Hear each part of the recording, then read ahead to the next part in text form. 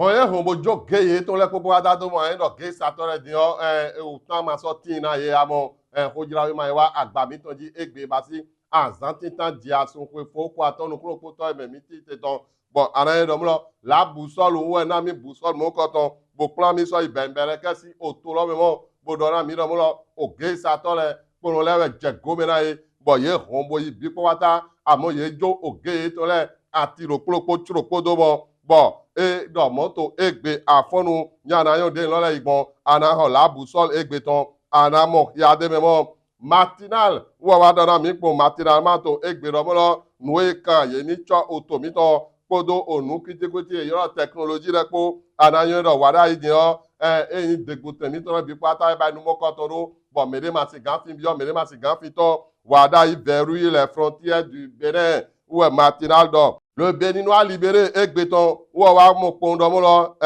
o Bénin to mi to din lo me da ho ro po e igboje da ho e tomo menu kawe ara mo lo général Bertin Bada e igboje da ho tomo e wa sona to mi to bo wa igboje da ho ton na we nu wa le igbon ako le Béninois libéré egbeton ara mo ya de me le potentiel wo wa mo lo doto do plopo eyin kan we fotonu kwanton wo ye bedo eyin akiloji dimo adayin romulo odo to zon pe plonto mi ton le de irodo FSS re wo menele plon we te kaka bo ye yi kunde we ma ye ton dimo bo adayin romulo o pasteur Edgar Gidigbi aholudo dino to we gbasa do erasu levi ro plopo o kande foton na akwese kweten ropo de irodo structure de microfinance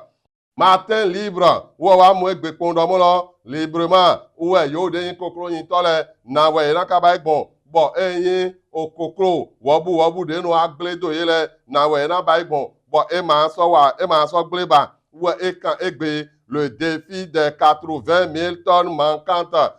na we ran igbon ana ho matin libre egbe ton ara mo nu mo ko to ya de me dabaru wo wa mo din mo lo ye ma idoto we bo mero suto amasina mede wede nu enwene de donaro gbautu e wa lezun nu nyina kan na we no igbon abo dabaru egbeton aramo ya de men la libération egbeton wo wa to didona mi po ndo mo lo nu de ye to dido mo lo ina go eyin azon we ahoro to le ba iro nu de go aramo nu kunje taun lo e do ho de go panta yo de no pe nu kundo nu e do tomito mele ye na wa pon ye na di sawa to me gogo erod nu ena mnyo to fun le akọ libération egbeton ana monoclone jago wa e kan veve ton do weweji réorganisation de l'administration publique importante mise au point sur les agences culturelles et touristiques.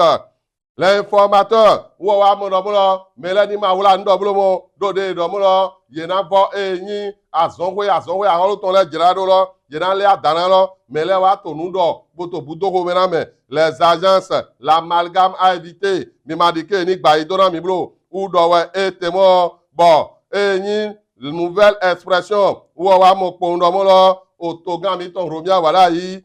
enaze azonwe do plopo aton buranle adana e majona sunsun ye amo enale adana we bo akwena do bio agba otolo me ojikun eja kaka bo ze alimo bo mere ma so si gan gbo me ara e romo lo yo de no tro kala vi bo wa kuton le e vi awuna ye so so e to awubera e taun bo adamu ro gan we to we e no pe nu kundo aideji mirano nano ganji e do mle mi ma mo nu e bo na bedego e ti te plaun bo che alide na eji fide meto vira si gan gbo bona ya hime bona ya some bo ena bo kuna me rokuropo ni ana mo nu jago fide ana gbo de ana ba gbo o fraternité egbeton la nouvelle tribune la tribune de la capitale wo wa no capitale dopon bo wa mo lo o romia wada yi o togan mi ton edo mi na sunudo azon pe aholuton adoplopo awe bona ile adana odopo bo ye me pona mo ton do no po bona don akwa o to mi to me